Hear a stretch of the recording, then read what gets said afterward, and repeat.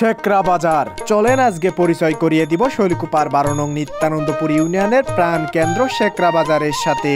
Hello ভালোবাসার মানুষেরা, সবাই কেমন আছেন? এটি একটি ব্যস্ত লোকাল বাজার, যেখানে প্রতিদিন ভোর থেকেই শুরু হয় কর্মচঞ্চলতা।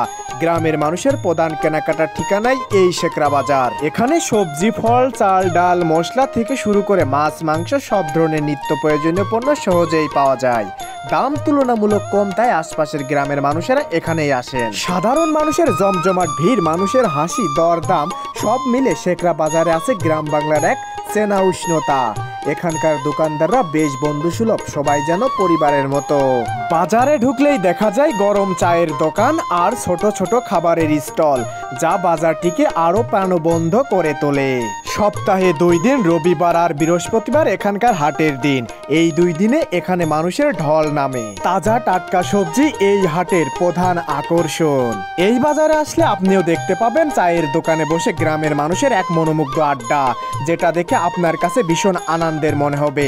শেখরা বাজারের বিশেষ দিক হলো এটা কৃষি নির্ভর একটি বাজার। এই বাজারে সকল ধরনের কৃষি পণ্য পেয়ে যাবেন। পরবর্তীতে কোন বাজারের ভিডিও দেখতে চান অবশ্যই কমেন্ট বক্সে জানিয়ে যাবেন। ভিডিওটি ভালো লাগলে অবশ্যই লাইক, কমেন্ট, শেয়ার করে যাবেন। ধন্যবাদ সবাইকে। আল্লাহ হাফেজ।